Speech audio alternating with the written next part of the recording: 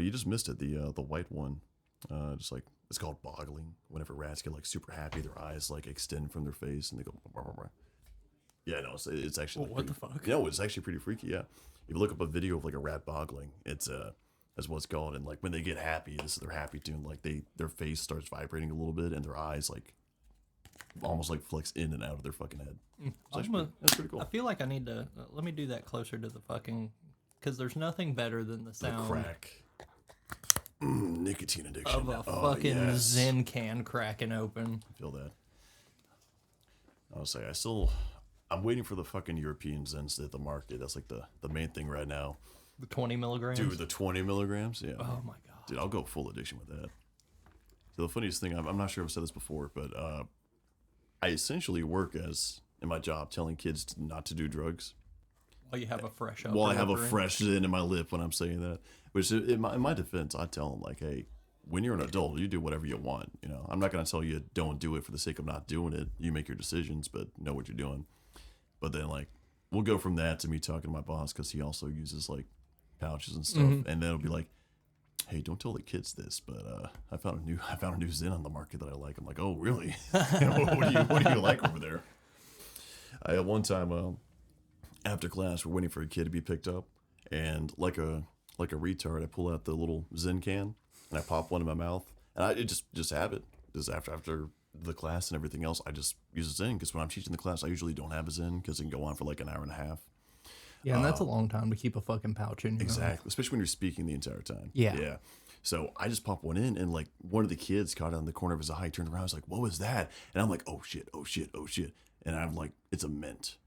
And he's like, "Oh really?" I'm like, "Yeah." Can I have one? Yeah, he said, "Can I have one?" I'm like, "These are adult mints. You don't get one." And I think I got away with it because he just gave me a confused look and then went on, and I was like, "Yeah." Bro, the rats are so chill. Like, Dude, they vibe, man. They vibe. I'll say the black one. I just like if I'm watching a movie, TV show, I just put it on my shoulder. He just chills there. That's what he does. Ain't that right? I'll lower this little thing. We got rats in the recording studio today because we're trying out Necromunda, as we talked about in the Discord, and you told me more about rat bombs. About yes. how House Caldor can use rat bombs. Yes, it's the coolest fucking Yeah, thing. and you were saying like, well, how are you gonna defeat the rat bombs? And I'm like, I have a secret tool. Don't worry about it. And my secret tool was I was gonna have you stare into the eyes of a rat as you blew one up in game, and that was gonna be like the entire joke. And then we get in today, and you're like, yeah, I didn't bring any. I didn't bring any rat bombs. I'm like, well, it turns out that's expensive as fuck. Wait, seriously? Yes. So bomb delivery rats are like 30 credits in and of themselves. Oh, wow. Okay. And then you have to bring. You can use whatever grenades you have equipped. And you got to pay for the grenade itself. And then you have to pay for the grenades. So then you have to decide what kind of grenades you want to throw on it. Yeah. And of course, if it's just going to be a guy that you're going to dedicate, because you have to because in order to do it, you have to use like an action or something to disperse the rat. So it comes out of your action economy, not including points and everything else. Exactly. So if basically in my mind, the only smart way to do it would be to have a dedicated dude that is just lobbing rats down fucking field. Kind of like having that's a worthwhile endeavor. Yeah, I think so. I think I'm gonna try. Like, I think whenever we like initially try a campaign, I think I'm gonna build towards doing like a rat master, dude. Rat pack. I love it. Absolutely love it. So I was thinking back, and I was. You know how like they experiment? Actually, let me tell you a story real quick. So there was a time whenever I used to do mushrooms on my pizza. Let's put it that way. And do you know that actually some of them fell into the rat cage? Right? Should say some of them fell in the rat cage. I had them in a little plastic bag, and I was stupid. I put it on top of the rat cage. Master Man Thing has given us warpstone. They start speaking of warpstone. Yes, they were communicating with the fucking the great horned one, because I woke up the next day and I see the little plastic bag had been like dragged halfway down to the cage, and it was ripped open with their teeth. So I lost everything I had, and I just see a rat staring into space, and I'm like, I found the guy who did it. But no, I mean they can do pretty much. Rats can pretty much eat essentially fucking anything. I mean they're trash compactors. Ain't that right? We just got one staring at us. You got to come out. Oh, he's coming out. He's venturing. He's venturing. Oh, is he doing? He's venturing. Is he going to do it? He's debating because on one hand he heard mushrooms, on the other hand he heard rat bombs. So he's having. That's right. Come out. It's blowing his mind either way. It's only a flash grenade. Okay. He said no. He said fuck that. He said flash grenade. Now he's in a pile. No, he said no. You are now listening to Heresy FM. This ain't your commissar station. So today we have a fun little venture that I'm very excited for because we did a shit ton of research for this. Oh God, yes, we did. We went in. We autism for this. We did corntism. We cover like every single book that they basically appear in like a major role. R.I.P. Corn. Yeah, R.I.P. and Corn. Rest in peace. He'll find the milk one day. Eventually, he's gonna come back. He's gonna be like some like fucking 2% or some shit like that. I know, right? Yeah, it's gonna. He won't even come back with Newports. He'll come back with like Pall Mall menthols. Oh God! Oh hell no! Hail to the no! It'll be some shit like that. But speaking of that, so I've always been a big fan of them. I feel like you have too. You have a army. Yes, right? I do have a army. I have some models. With my you guard. have some models. I have a lot of models. Lots, yeah. You have a lot of specialty models. Yeah. Yeah, I have a lot of specialty models. Yeah. So obviously, let's talk about Krieg. Today we're talking about Krieg. Krieg. Not the one from Invincible. The actual the 40K army. When they look at you in a gas mask. Is there a dude named Krieg? Yeah. Who was Krieg? He's the you remember like when he went to what was it like Flaxen with the insect baddies, all those. Yeah. That was the fucking guy, the fucking general. Yeah, General Krieg. Yeah. You're right. Right. I forgot. Yeah. So Death Corps of Krieg. The Death Corps of Krieg. Yes. How many more roll intro? That's enough. How many more times can we say Krieg? I feel like it's gonna be a time randomly throughout the actual like the podcast. I'll like insert it, but for the most part, it's gonna be in the first section. That's audience have already seen. But yeah, so let's go over. So who's okay? So lead us off. So if we're talking Death Corps Krieg. Who are they? Give us kind of the rundown. All right. So obviously these guys originate from the Death World of Krieg. Most commonly, they are deployed in zones around the Segmentum Tempestus and Solar. However, obviously, that's not necessarily the norm. They go everywhere, but that's their, their main deployment zones. Their main hub. Yeah. These guys, these guys specialize in fortified static positions, warfare, and warfare in extreme environments, biological, chemical, and radioactive. Yeah. And their biggest, the biggest pet peeve to them, or the biggest thing that everybody knows them for, is these guys are batshit fucking crazy. Every member of Krieg seeks to repent for their people's former treachery. Yeah. By displaying a disturbing disregard for their own life. Yeah. Yeah. These guys give zero shits when it comes to themselves. Yes. Completely selflessly wading into war. So it's an important distinction, right? Because for the Guard, which is already infamous for kind of like the human wave tactics and being like relatively disregarded for the actual safety of the average guardsman, right? Krieg is the exact same, but also it's like the separate side of the coin, to where it's almost like you have individual people inside the Guard. They can take pride in being inside the Guard, and they know they're expendable, right? I feel like this got to be a reality that sets in for like Cadia, Catachan, etc. But you still try to live. If you're like a general, you're trying to pull off without a lot of losses, and same still goes for Krieg too. But for Krieg, it's a lot more a sense of you want to be expendable. You're not expendable because a general's telling you to. You're expendable because you want your life to count the most. It boils down to kind of like being utilitarian. Exactly. To the point of where these guys have probably the dopest litany in fucking battle. It's called the Litany of Sacrifice. And it goes, in life, war; in death, peace; in life, shame; in death, atonement. and this is recited by Kriegsmen anytime they enter battle, and it's just it pretty much encompasses the entire mindset of Krieg. Yeah, and who they are.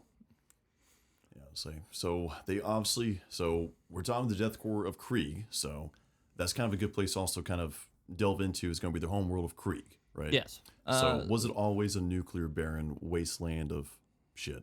Absolutely not. Actually, so officially in lore. Officially in lore. Okay. Sorry. Officially- Oxymorons. Continue. Officially in lore. Yeah. Much of the early history of the hive world is shrouded in rumor, allegory, and dark myth. However, it was known to be a thriving trading and manufacturing hub. So it was a thriving hive world, not terrible and ash waste and fucking industrial, Yeah, it was like a pretty good world. yeah, right? pretty decent. Like a pretty normal hive world, nothing too crazy. They were led by a council of autocrats. Okay. Always. And things were going pretty good until the autocrats started realizing that, maybe they weren't getting the best end of the deal as far as the imperial ties were going. Oh no, we have to pay taxes. Whatever will we do? I'll tell you what we'll do. So, One little simple trick called evade the IRS. well, here's the thing: is they didn't evade the IRS. They kind of evaded the IRS, but what they did is they were the planetary governor started focusing like super heavily on like planetary defenses, making sure that he wanted to make sure that Krieg was surrounded by a wall of iron. What a suspicious thing to do when you're late on your taxes. Whoa. You haven't paid your taxes, sir. Also, why is that gun pointed at me? Exactly, yeah. And so eventually, the chairman of the council, I actually have a date for this because this is actually, It wasn't a crazy, like, long time ago, right? If we're talking, like, being essentially M41, M42, modern day 40K, it was, like, less than 5,000 years ago. Yeah. So we're in M40, but the entire we'll give you the encompassment because this is when the big war in Krieg starts. So this goes on from 433.M40 to 949.M40. So over 500 years. So it starts out that the chairman of the council, he obviously gets pissed off with the resentment towards the administratum, says that, this shit ain't fair, why are my people starving when all the administratum's doing is asking for more. Yeah. And so he ends up declaring martial law, declares Krieg's independence, and then renounces the emperor of mankind as the divine master and political overlord. See, I like how the entire thing that happens with Krieg that we're about to get into could have been probably at least minimized if it wasn't for that last part, right? And normally in this podcast, I would say, like, we endorse evading taxes. 100%. In Minecraft. So in that case, so normally I'll be like, yeah, this dude's fucking base as fuck. But at the same time, it kind of comes down to a case of, we'll just do it ourselves because now we're just going to turtle up. We were not going to pay taxes to the Imperium. We're not going to do this shit. Fuck you guys. And honestly, hell yeah, we're all here for it. Okay, but also it's a really fucking stupid ass idea because right there, you're cutting yourself off from trade. The entire planet has to be super self-sufficient. If you have any form of planet with hives on it, odds are hive worlds are not known for being, which I'm not sure if it was it probably had hive cities off the top of my head. I don't recall if it was like a hive world specifically. But that being said, not entirely sure. Yeah, I'm pretty sure it wasn't. But that being said, like, usually any planet that's big enough to have like more than one hive city on it, have a multitude of hive cities like Krieg has, you're reliant on external imports when it comes to like from agri worlds, from anywhere else, specific stuff you can't manufacture on the planet. So it's like, oh, we're gonna go away from the system then, and Charlie supports us. That's not gonna fucking be retarded at all. Yeah. So I mean, I would say that if he had the nuts to fucking to nut up and be like, we're going independent, like I would say it's probably not a hive world, probably like an agri world or something like that. If I'm not mistaken, right? The entire planet was a lot more balanced. It definitely wasn't like a pure hive world, 100% on that. It wasn't a pure industry. It wasn't, an agri world. It was a pretty nice place. So Yeah, like they could have been self-sufficient, but I'm just saying they're cutting themselves off from a lot of stuff, from industry and exactly. from stuff that they could do. So that's where we much of Krieg the planet. So much of it falls to the heretics, except for one hive. Well, like one main hive. Hive Farragrad. Yes. And in walks the big dick Chad himself, fucking Colonel Yurton of the 83rd Krieg Regiment that says, fuck you, we're not fucking doing shit. We're loyal to the God Emperor until death. So, and here's the big thing about him is he knew the scale of defenses for Krieg. He knew that there wasn't a chance that anybody was coming in to help them. Yeah. Krieg was well fucking fortified. Yeah, if I'm not mistaken, also it was because there's a few different things, right? Because I know in like more recent lore they basically said, the Imperium basically decided it wasn't worth. Well, it's not contradictory, but it's like different ways of what they've emphasized from like the old book and Dead Man Walking when they talk about it versus like newer ones, where what it was he knew that a fleet the size needed to come and get past Krieg wasn't coming. Yeah. And that I read the first book. I read Krieg and it goes through it. I have to remember. He's sitting there and he manages to like sneak a fucking like a Vox through, and he gets a message back from the Administratum, and basically the Administratum tells him like, look, here are your orders. Your orders are to resist by all means possible, engage the enemy and punish their treachery and emerge victorious, whatever the cost. Yeah, he was by himself. Yeah, you're by yourself. They said do everything you can, but end of the day, that's a hell of a tough nut to crack. It's going to be a very long time before like we care enough to take back the world, and on top of that we can have the resources to take back the world. Enjoy. Yeah. Mm-hmm. So, so war rages on, and it's pretty much a stalemate. But the thing with the chairman of the council is he knows that it's just one hive city. It's one hive city versus a planet. All I have to do is wait. You know, if I just sit there and if I just wait, then they were gonna siege Colonel Yurton. You love to see it. You love to see it. But he knows that all he has to do is wait out the storm, and eventually Colonel Yurton's going to starve himself out. However, Colonel Yurton has a tech priest with him, and I can't remember the dude's name. It's not really important. No, he's a tech priest. Yeah, he's a tech priest, and he's dead. So we'll call him Jerry. Tech priest Jerry. Tech priest Jerry is doing all kinds of backwards like mechanicum shit. Yeah. So the first thing he does is during the war is he introduces he ends up modifying their las guns and comes up with the Lucius pattern las gun or the Hell gun. I love it. Yeah. I'll say Lucius pattern is definitely like I like it. I like top tier. I love it a lot more than the actual like Cantrill pattern, which is the basic one. Yeah. Yeah, Hell guns are my favorite. But the big thing he does is eventually he finds an old Adeptus Mechanicus storage facility deep underground in Krieg. Just so happens to be plot armor wise, happens to be right under of High Farragrad. What's in these, do you ask? What's in them? Nuclear warheads. Ooh, I love nuclear. I dream of a nuclear... Patrolling the Mojave makes you wish for a nuclear winter. It's not directly said that they're nuclear weapons. Yeah, they just talk about them, and the results that we see are very nuclear in nature, so they may not. They may be like souped up. Yeah, nuclear they are weapons. referred to as ancient weapons. Ancient weapons from the dark age of technology. Yeah, but they're nukes.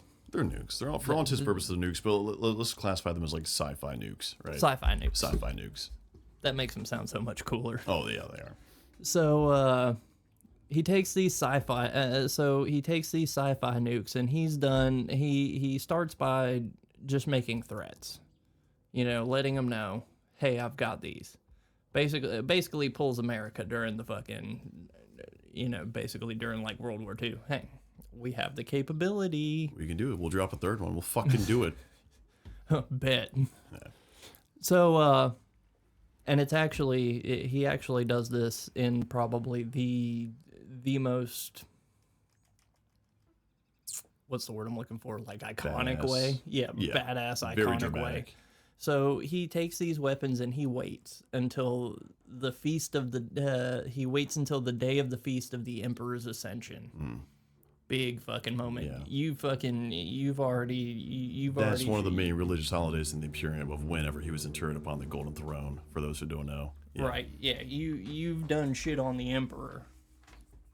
I'm gonna close the window. No, fair enough. But yeah, then if I'm not mistaken, he goes around and decides that's the day, and he already has his own loyal citizenry, right? Like, so his guard, his citizens in that hive, and they're already prepped for the weapons, right? Now, granted, no weapons are going to be hitting their hive. They're not shooting themselves with them, but the sheer devastation of these weapons turn the world into a nuclear fucking hellscape. Yes, and so there's actually like an excerpt, and I wish I had the excerpt from the book. I may go back and look and see if I can't find it so we can like throw it in here.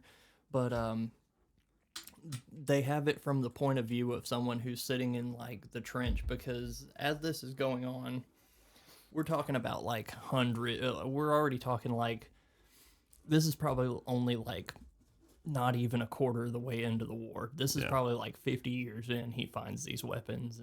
50 to 100 years in, he finds these weapons. He was a guaranteed loss until he kind of evened the playing field with the weapons and the devastation they risk. Yeah, because he goes around and nukes all the other hive cities, correct? Yeah. So from the point of view of someone of like an enemy trooper that's sitting in the he's sitting in the trenches watching, and he says that as he's sitting there, you see 3 missiles launch up into the atmosphere, followed by 3 more, followed by 3 more, followed by 3 more.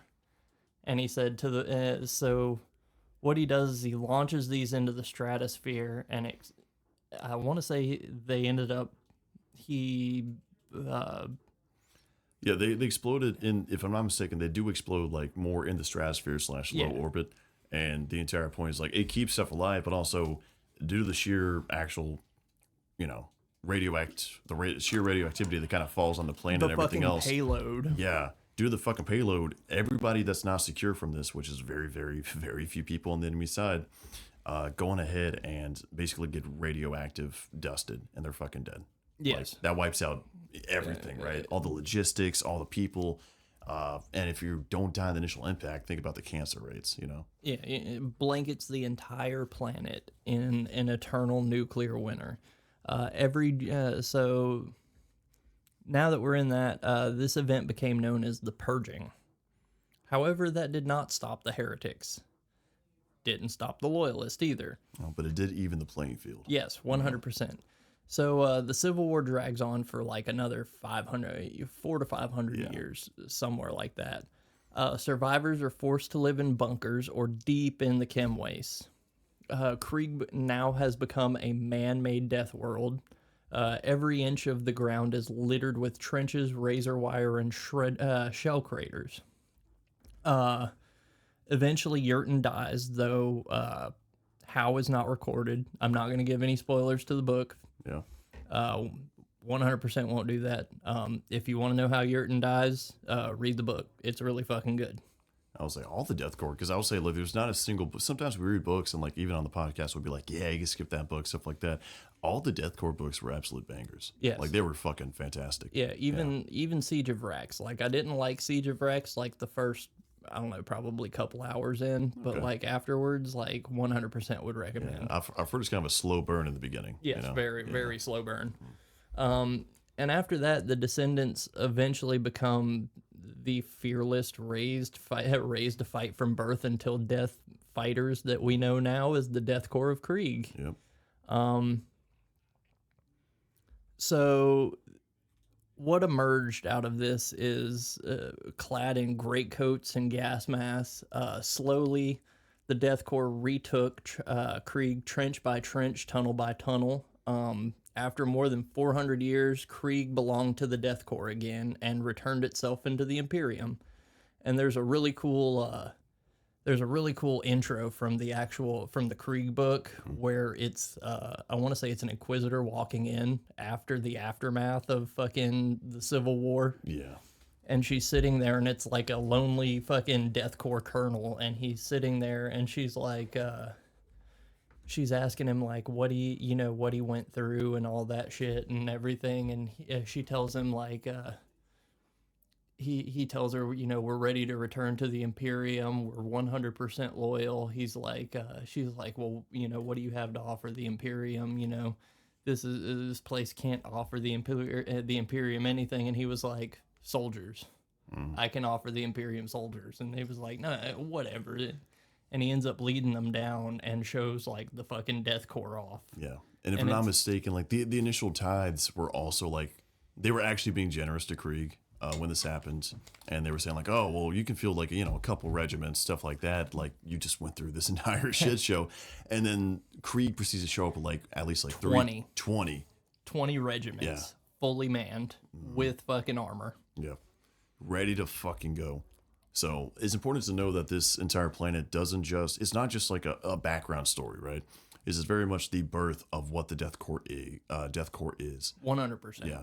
I'll say that's who they are. And also is the sheer attitude of who they are and what they kind of bring into the battlefield, right? And that's going to be a big talking point for today is going to be how they act in the battlefield compared to the other guard regiments.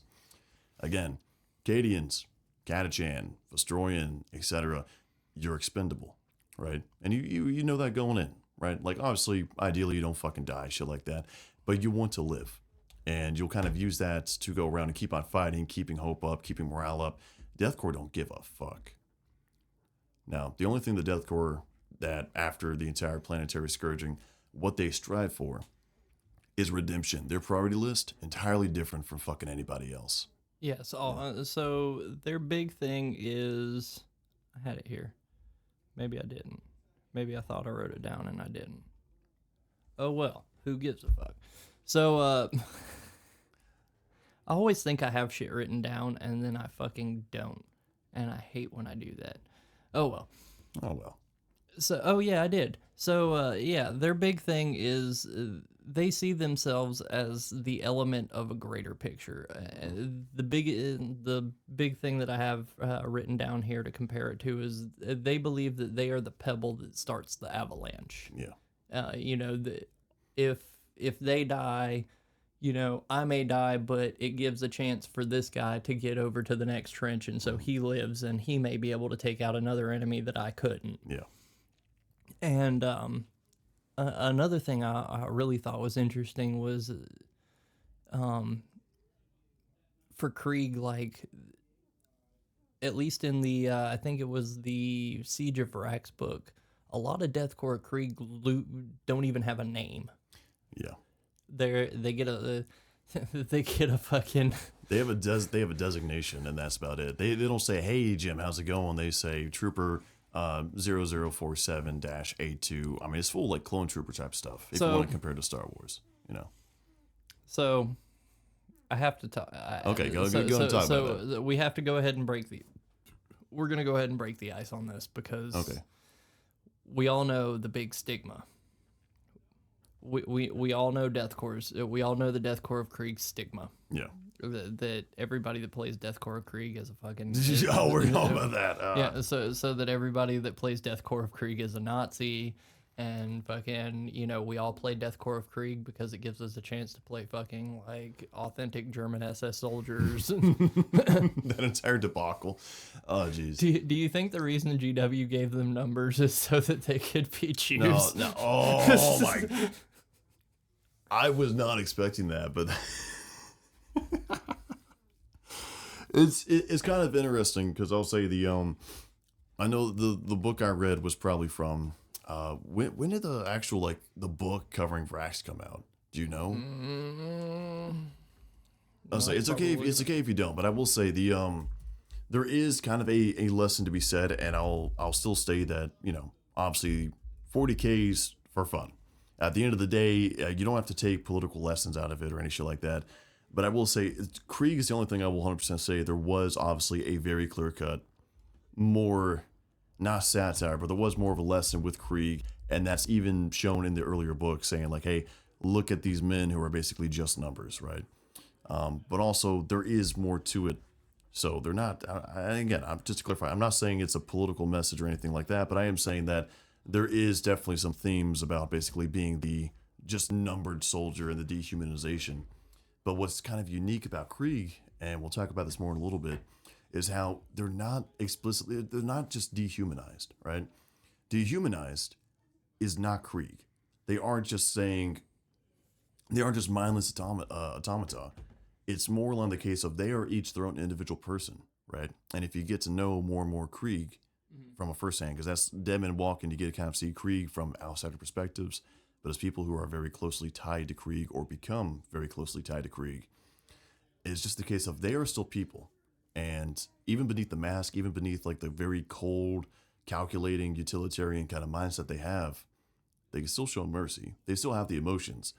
But again, it goes back to the list of priorities. Their priorities are the bigger picture going down to the individual. Right, exactly. Not the individual, I want to live, stuff like this. Right. And it's so ingrained and hard set in them that unless you are actually Krieg, you can't really be Krieg, right? You can't really wrap your head around it. Where Cadia is like the example for all the Guard, right? And the vast majority of regiments in the Guard follow the discipline of Krieg. You can have a guy in full Cadian garb, garment, everything else, but they're not from Cadia. Right. Because a lot of planets will look at Cadia and replicate that, right? Or do the best they can to replicate that. You cannot replicate Krieg in any sense. Krieg is entirely unique in the sense where it cannot be replicated. You have to be a Kriegsman in order to actually effectively be Krieg, because if a planet that's not Krieg without that mindset tries to replicate what Krieg does, they're going to fail every single fucking time. And it's actually funny because it's funny that you mentioned that because in Siege of Varax, there's a part in it where one of the cultists, well, not necessarily cultists, one of the I guess dissenters or whatever, because essentially what he was a hive worker that whenever the cardinal like said we're not going to do this anymore, we're turning from the emperor, a lot of the hive workers obviously didn't really have a choice. It was either turn or be killed. Yeah. And so he turned for a little bit until the point of where he found a dead Kriegsman, stripped his body of his armor and everything. Oh, he swapped sides. And he left and went to the fucking trenches, and they were like, well, how did you survive? And he was like, different. And that was exactly what he said. He was like, honestly, ma'am, he was like, I did what I always do. He's like, I kept my head down and I just did what I was told. Yeah. And he's that's literally what Krieg is, keep your head down. You do your work. You do exactly everything that is expected of you. You follow orders without question. So I guess let's go over, like recruitment and training of if you want to take that, because you've learned more about, you read more books regarding that, so I'll let you go for that. So all right, so as we said earlier, Krieg's basically a puppy mill. We can picture the puppies. Picture the puppies. Picture the puppies. I like to think they come out of the womb with the gas mask. So I don't know exactly how accurate this number is, but according to the wiki, I'm gonna pull my best fucking one mind syndicate here. God. According to the wiki, the Death Corps of Krieg Not puts monotone out. enough. You got to be more monotone. According to the wiki, the Death Corps of Krieg put out 50 million bodies per year. I'll say that checks out. That checks out. Yeah, it goes back to your any number that you put over 1 million is fucking Abstract. is completely abstract because you think about 50 million fucking people. Yeah, I can't think of 50 million fucking people. That's like a planet worth of people. Yeah. Fucking so so they put out 50 million people per year, and approximately we'll use that as the number. And the way they use this is by use of a thing called a vitae, that's the pronunciation. vitae womb. And what this a lot of people don't really know about this. There's not a whole lot on what exactly it is because it's a lot of it's like shrouded in mystery. They don't explain it, which I'm happy for. Yes, because the last thing we need is a fucking imperial demunculaba. Oh, well, actually, don't you know how fucking how Wraithbone's made is now it's with anyways. It's okay to leave stuff shrouded in mystery. That's a-okay, G-dubs. Stop explaining shit. Yeah, It's we fine. don't. The more you explain shit, the more you fuck shit up. Exactly. Yeah, so it's a vitae womb. It's a strange practice. That's all we really know. Basically, Krieg or test tube babies. Yeah. They're genetically modified, not genetically enhanced.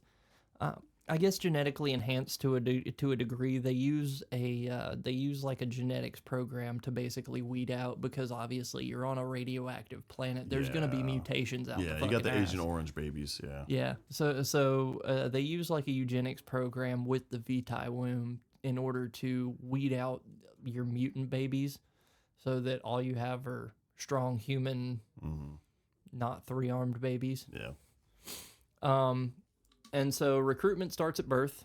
Obviously, you're fucking, if your imperial tithe is 50 million fucking people a year. Yeah, that's immediate conscription. The only time that really like you are not conscription to the guard is if you're basically too young, which in that case you're in training, or if you're so old that you're to the part to where you can't do shit. But even then, the too old stuff it's not a retirement. It's a case of like you're probably not fit enough for the guard, so therefore you're on the home front, And if you're on Krieg, you don't have to worry about it, because chances are you aren't going to live long enough to see retirement. Yeah.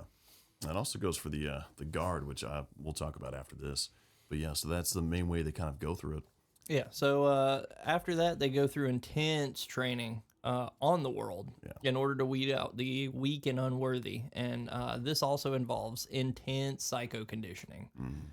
They're taught absolute faith in the Emperor, obviously, so that nobody ever dissents again, because the last thing we need is another fucking...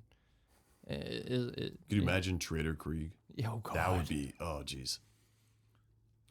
That'd be wild. But yeah, I would Corn say, Krieg? Oh, fuck no. Let's not. Well, they would... the life expectancy would be so fucking short. It'd be measured in fucking minutes. Ew, or Nurgle Krieg. Fuck that. Fucking, they can just keep going. Yeah, they're kind of in the same league as like the sororitists, where like I've actually never heard of any traitor, like any actual traitor sororitists, where there's been like one or two, and those like the only examples of traitor sororitists. But for the most part, like you don't hear of any like chapters or abbeys of fucking sororitists falling and stuff like that. Same way, there's no like corrupted Krieg regiments. No, the only thing I heard of was there was a part in Varax where like they don't become become corrupted per se, but like a bunch of the dead bodies, there's some Nurgle shit going on there. Oh, really? And fucking a bunch of the bodies fucking like come up as poxwalkers, basically. Oh yeah, you can't really control that. Yeah, so I mean, other than that, but as far as actual corruption, no. So they're taught the cult of sacrifice, which is their big cult thing, their whole in life shame and death happiness, fucking, and then their final test in order to finally prove yourself the worthy Kriegsman ready to fight and die, most likely die for the Emperor, is performing maneuvers and mock battles on the surface amidst the battlefields that cover the fucking world. You know. So you basically go out into the fucking, like, into the mass graveyard that is your ancestors, and they're fucking traitors, and you go through mock battles of siege and trench warfare, and you get the closest thing you can to an actual battle without. Yes, Which arguably they are in a fucking battle, because I mean, Lord knows, like every single time that type of stuff gets mentioned, is talking about how, like, yeah, we had 30 guys coming in our fucking whatever size platoon or some shit, and then we had like fucking 20 walk out. You know? Oh hey, I even had the joke down here for it. Oh. I said, so at the end, your end result is a highly disciplined, super autistic soldier, proficient in all Imperial basic weapons, exemplary hand-to-hand combat, and expertise in trench construction with no name but a number. Hava Nagila, Hava Nagila. Canceled. Oh. We keep on finding new ways to push the limits, and I love it. Anyways. But insert the scene from X-Men when fucking Magneto pulls up the fucking sleeve. I have been inked once. I will not be inked again. Yes. Do you think they have tattoos? I don't think they got shit. I gotta be honest. That is too much individuality for Krieg. Krieg wouldn't stand for that. Because why would you go around and get a tattoo of anything whenever, like, you could spend that time basically training, you know? Exactly. I mean, they're on the same, like, mental level, quite frankly, as Space Marines whenever it comes to, like, the psycho-indoctrination. Mm-hmm. And that's kind of interesting to think about. Now, they're still human, like we said about before, right? I mean, if there's, like, physically and everything else, there's the Warhammer TV episode where, like, the Necrons, I think it was, like, Zarek, or the scientist one. I don't know Necron names too well. Sure. But he, like, does the mind control scarabs and takes over fucking, like, a whole bunch of Kriegsmen and guardsmen in the city. And they start, like, attacking Suck On, the salamander. The second greatest sound in the world. Suck On. Yeah. Suck On, his lieutenant, Hawktu. Yeah. I know it's a dead meme, but it's funny.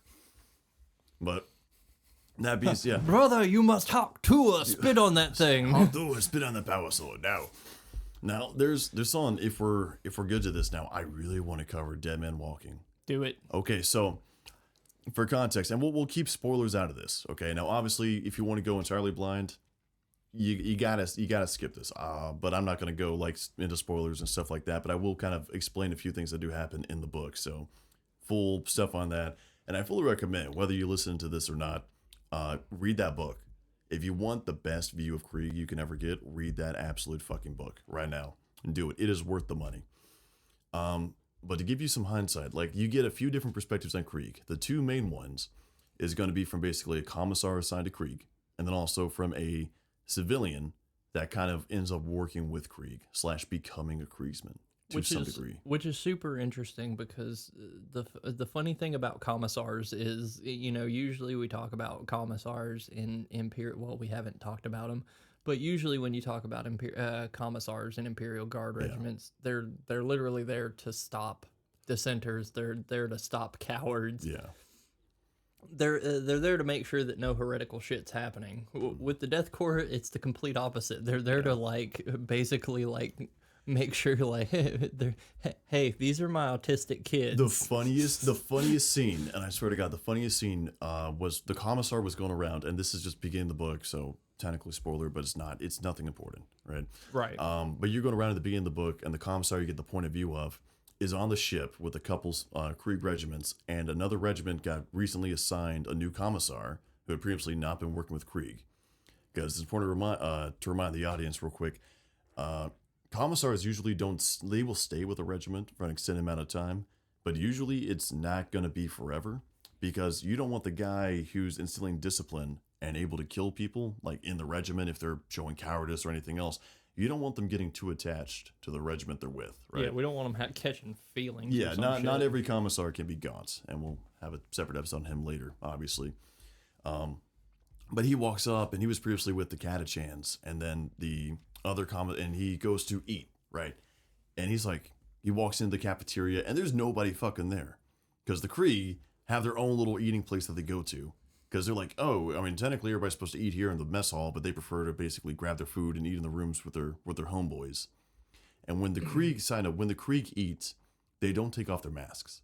Like at least to my knowledge, unless it's in a book you read, they do not take off that mask for fucking anything. No. In any capacity. No, So, anytime I've seen it, anytime someone asks them to remove a mask, even fucking inquisitors and commissars, they look them dead in the face, masked up and all, and say, it's part of my uniform. Yeah, that's who I am. But he goes around and the other commissars there, and they're making like idle chatter. And there's like, oh, how's it going? How's it going? And the commissar who's been with the Krieg is like, okay, I know exactly what he's going through. I've been there too. And he just looks at him and is like, you think the Krieg are weird, aren't you? And the other commissar is like, yes! Holy shit, they're so fucking autistic. And it's like, they have this entire like bonding moment where it's like some guy who's been entirely isolated.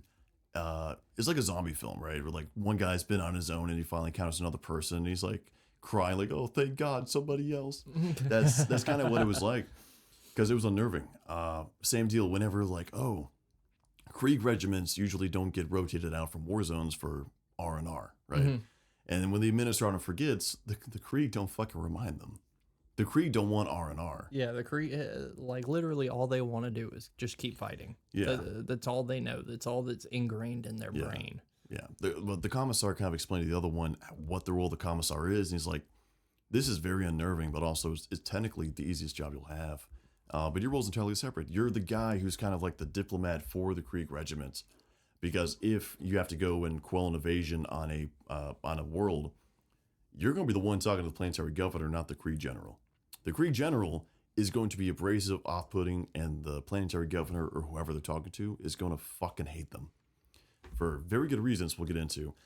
The Commissar has got to be the one who's like the human translator of the group. He almost levels out the Krieg, the Watchmaster, Colonel, whatever he's attached to. Yeah, exactly. Whereas the Krieg will be like, oh, I'm gonna have these men charge, and then as they're charging, I'm gonna fucking shell where they're fucking charging into. The fucking Commissar is gonna be like, whoa, Let's calm down. Let's calm down. Hold on. Yeah. So what if we just hear me out on this? What if we shelled the back line where they're not gonna be charging into, and then you can save some people? Yeah. So it's definitely a weird fucking job for the Commissar, but something to also keep in note is that the Commissar has to save lives instead of taking lives. Ironically, Commissar does have to save lives instead of taking lives.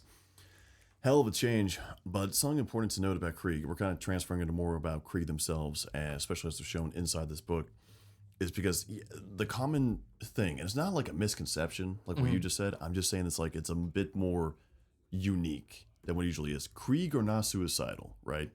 Let's talk about this now. Krieg are not suicidal. They don't say, I wish I was dead. I'm just going to fucking bonsai charge the enemy without reason. Krieg do not want to give their lives in a way that does not benefit the greater cause, right? So if a Krieg general is like, yeah, we can take the trench by sending 5,000 men over the top, or we can, shell them a little bit more, and then after the shelling, we'll send in 3,000 men. They're going to do the latter, right? Right, exactly. They're not going to go and just like waste lives. They're not wasteful, right? No, they're willing to give their lives. It depends on... and that changes the strategies because you have... Read Siege of Rex, because there's a couple of... again, like there's times whenever it happens. Because there are definitely... it goes on a case-by-case basis. Yeah, exactly. Just like everything else that we talk about. And that's kind of what I'm trying to convey right now, is that it's very case-by-case basis. It's not the default... is not saying you have a bayonet and a shovel charge. It's going to be a case of let's find the most effective way to do this. But also, if the most effective way involves losing 5,000 guys, but we can recover their gear and rifles, then let's do that. Can we? Right? I'm glad you mentioned. I'm glad you said the shovel. I'm glad you said the fucking magic word. Oh, what's the magic word? The shovel. Yeah, God. So we need to touch on it. Okay. We need to touch on it. Let's dig into it. Okay. Krieg's main melee weapon is not fucking shovels. Amen. Bayonets.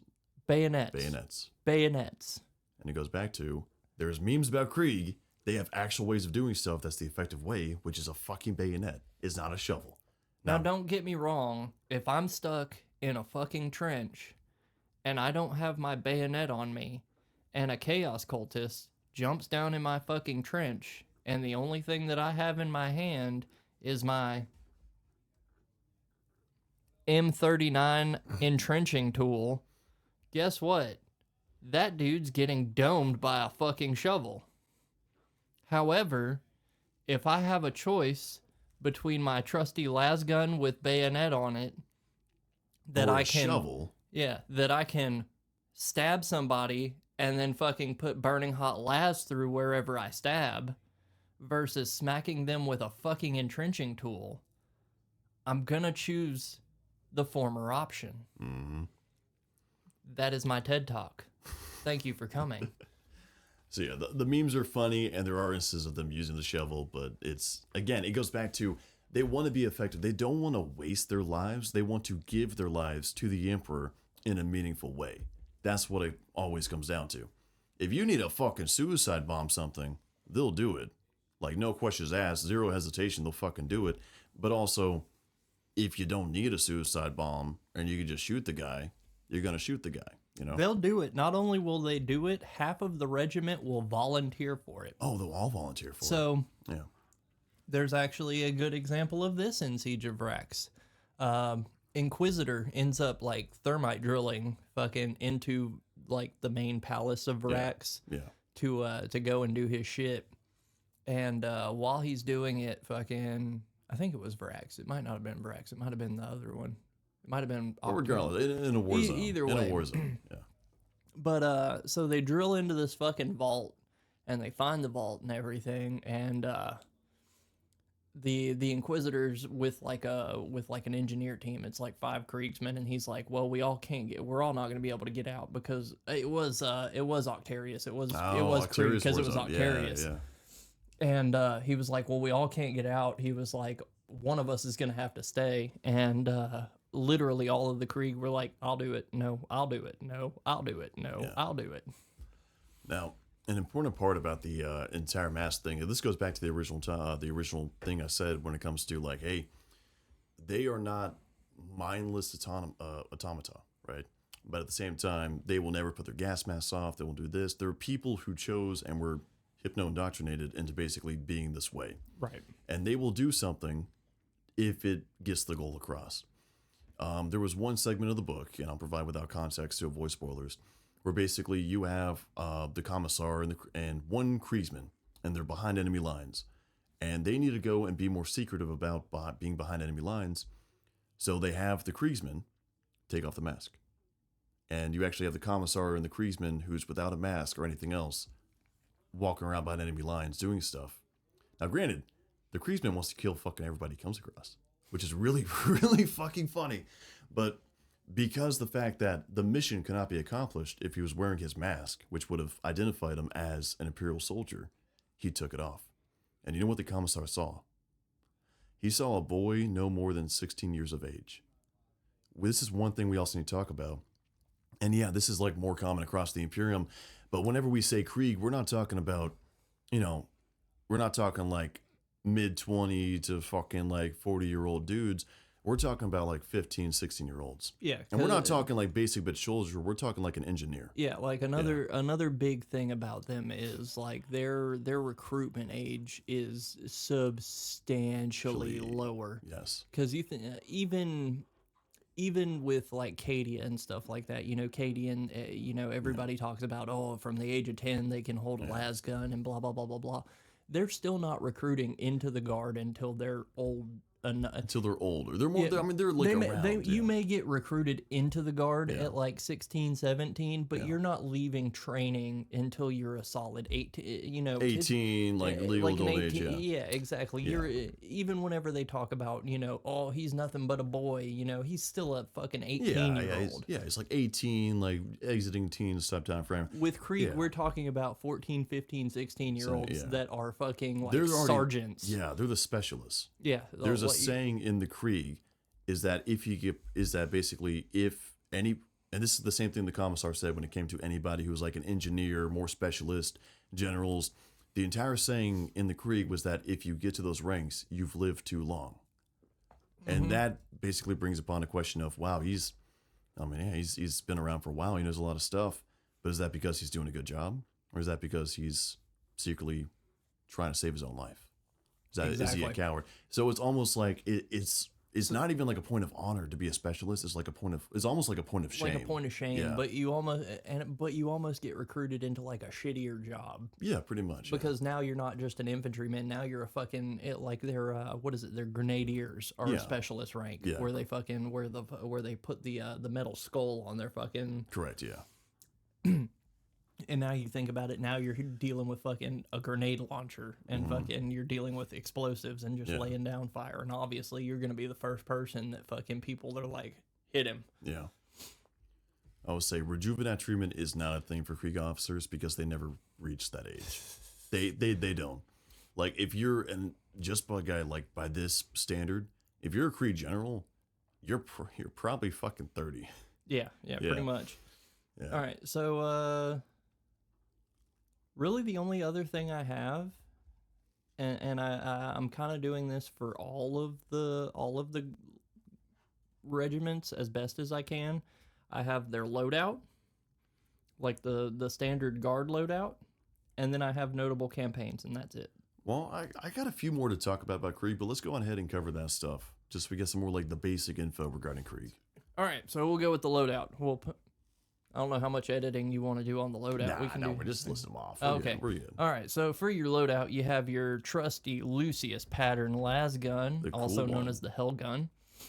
You're also assigned 6 charge packs, and once again, this is your initial loadout. You know, when you're deployed on planet. Which also, by the way, is important to note that the Lucius pattern las gun. It can be called. It's called. Yeah, it eats actual ammunition, but also it's not. There's a difference between it being called like the Hell gun versus like an actual an actual hell. What was it, like a Hellfire volley gun? Yeah, the hot shot. The hot shot. Yeah. So I said there is a difference in that, but yeah, it is Hell gun. Correct. Yeah. So the Lucius pattern las gun, the Hell gun. What it is it's a las gun that the firing crystal or whatever on it is basically ramped up, so you get a higher punch in your las, but less ammunition. Yes. So you want to make the shots count. Yeah, and that's a big thing they believe in is making shots count. They'll wait until enemies are right on the trench before they start firing. Yep. So after that, you're assigned flak armor. Obviously, if you're dealing with explosives, good to have flak armor to prevent damage from explosives, even though you want to die. You're also given the Death Corps uniform, and this is special because the special uniform is designed to withstand the worst of the worst environments. Your entire suit, when you're in the Death Corps, is completely sealed. No inch of skin is showing or revealed at all. This allows you to survive in biological, chemical, radioactive environments without having to worry about exposure. You're also given the iconic Death Corps of Krieg gas mask respirator. You're given 4 empty sandbags. You're given the trusty M39 entrenching tool. Classic. 4 frag grenades, 2 photon flash grenades, 2 smoke grenades, poor weather gear. You're probably not going to use it though, because nobody's going to have time to pull out poor weather gear when it's fucking raining in the trenches. You're given a rucksack, a basic toolkit, a mess kit and water canteen, 2 weeks of corpse starch rations. Probably not corpse starch, but you know what I mean. You never know. Yeah. One thing I've noticed, they're given 1 box of screamers per squad with a proximity alarm. Oh, really? Well, that makes sense for trenches, you know. Yeah, like an alarm system whenever you're sleeping.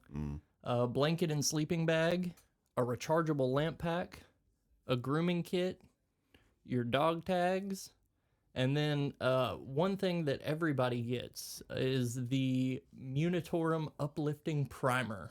Yeah, that's classic across the guard. Oh, yeah. Classic. And basically, what is that? Basically like a recruit handbook? It's basically a recruit handbook and also gives you a guide to a lot of stuff like, oh, Here's the common threats you'll find across the galaxy. Here's an orc. Beat them in hand-to-hand combat. Yeah. Here's a Tau. Shoot them. Yeah, pretty much, yeah. Here's a Tyranid. Run. Yeah. And then other than that, we have the notable campaigns. Notable campaigns, obviously, number one is the Krieg Civil War. We have the Atria Wilderness Campaign, the Taros Campaign, good old Siege of Arax, whoop. The Battle of Tarsus Ultra. And if you see anything in here that's fucking cool or you remember through your I'll point it out. Yeah.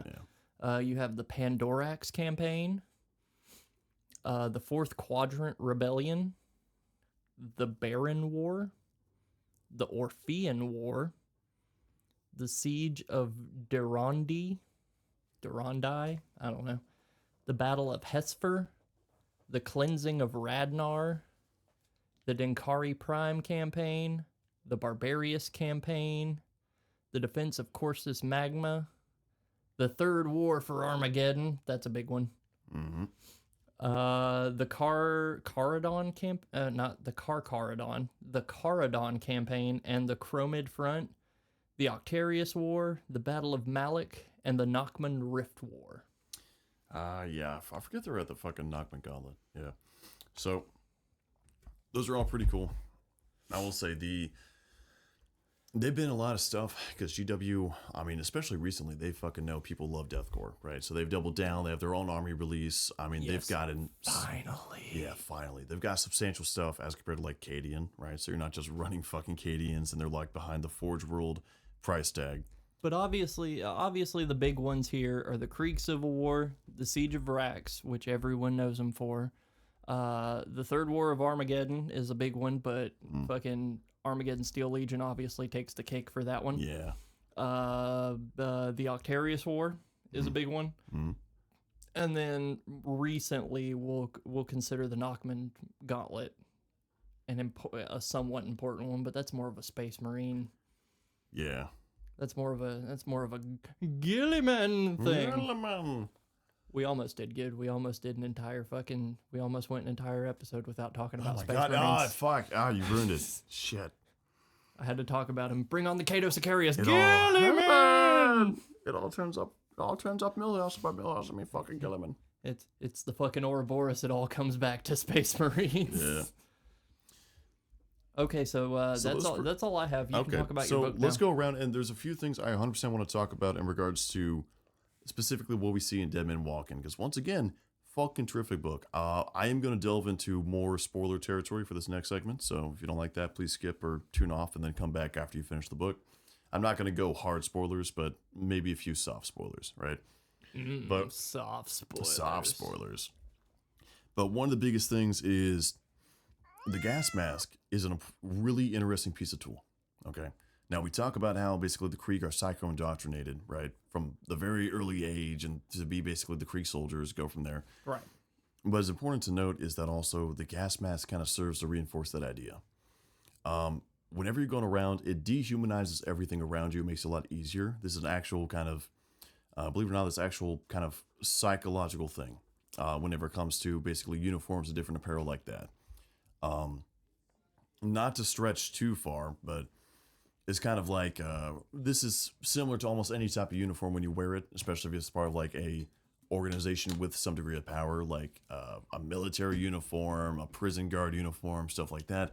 It can oftentimes make you act in a different way to kind of like, as you know, as almost like a Krieg soldier as compared to Cadian administrator, right? Right. Very much different. You kind of get into the role of what's going on. The dehumanization part of this is the gas mask kind of serves to help keep them isolated from everybody else. Because if you're basically being told, and it's part of the culture, to never take off your gas mask, you're also dehumanizing yourself. We think about Krieg being dehumanized and kind of being separated from everybody else. They're just the invisible sunglasses from Big Daddy. I do not get the reference, but also... Have you never seen Big Daddy with Adam Sandler? No, I'm not. No, not really? I can wipe my own ass? No. Nothing? No clue. God, no. Jesus. Okay, I got homework for next time with that, guys.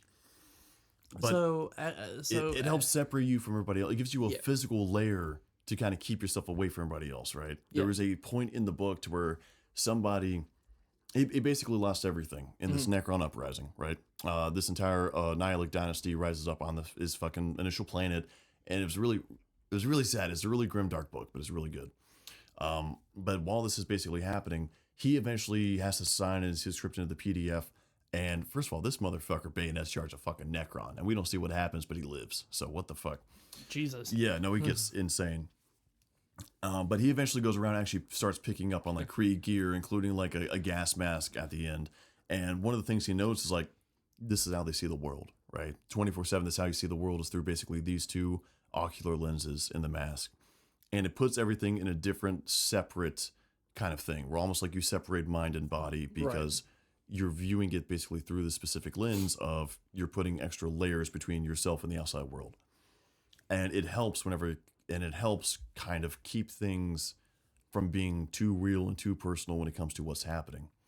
So it's just a wild fucking concept how basically their own uniform kind of goes into that.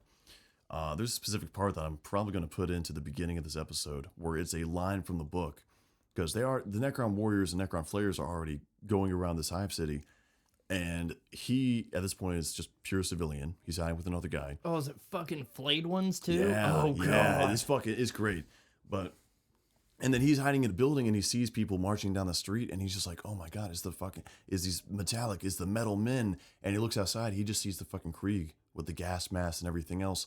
And he has this very haunting quote of saying, these are the enemy, because there's no way that the people inside these are human. Like these faceless monstrosities as they keep on walking down the street. So he doesn't get fucking rescued because he's like, this is the enemy. And that's a big recurring theme in the Death Corps too, is a lot of like outside characters you see that you know see the Death Corps from like the outside looking in. Like it's a big recurring theme, is a lot of them are like, these guys even like real? Are they fucking human? Or are they mutants? Like something's up with them.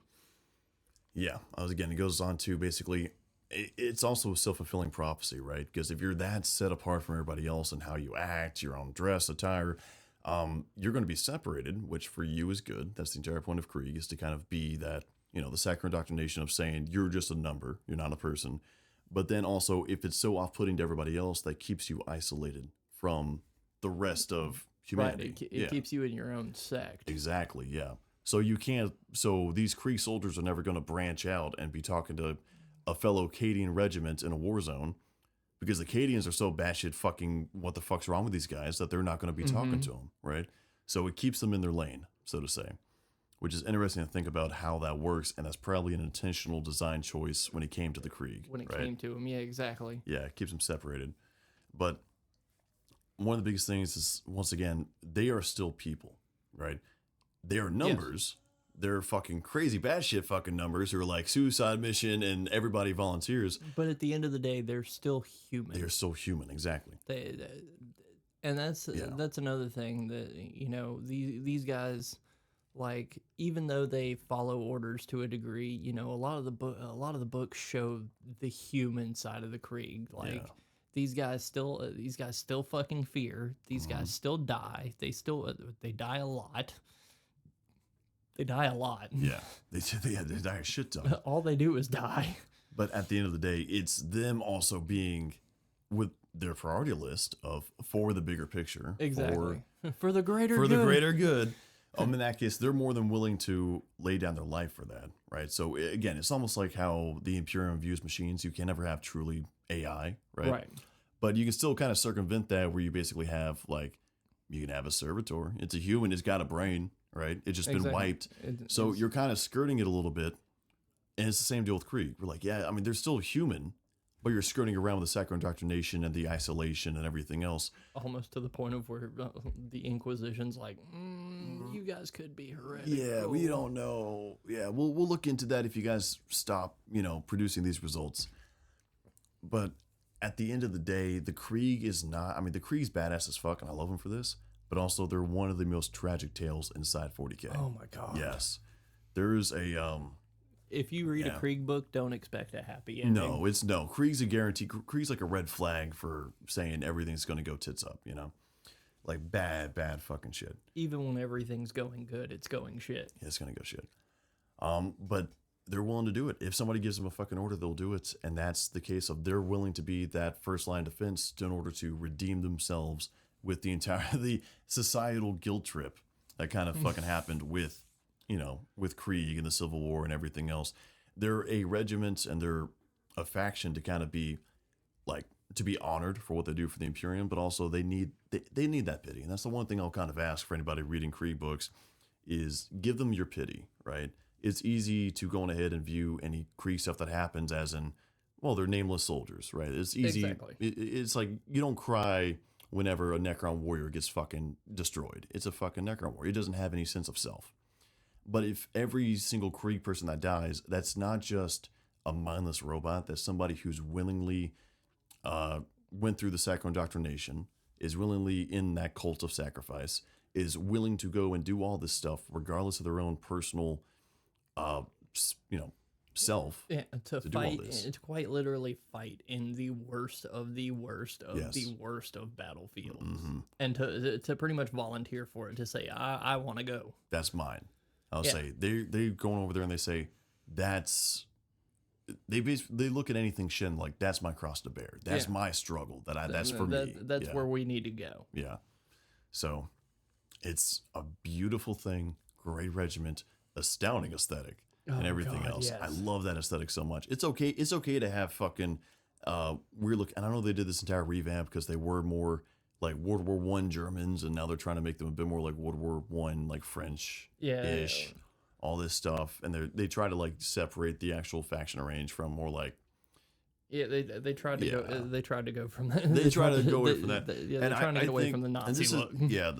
So to say, and this is where like, hey buddy, but this is where I would say that's a huge misstep, and I know GW doesn't listen to our shit. I wish they would, but you're taking away like the beauty of Krieg is the entire fact that it is shit, but also at the end of the day, it's okay to root for the guy who's got nothing going for him. Exactly. Right? Yeah.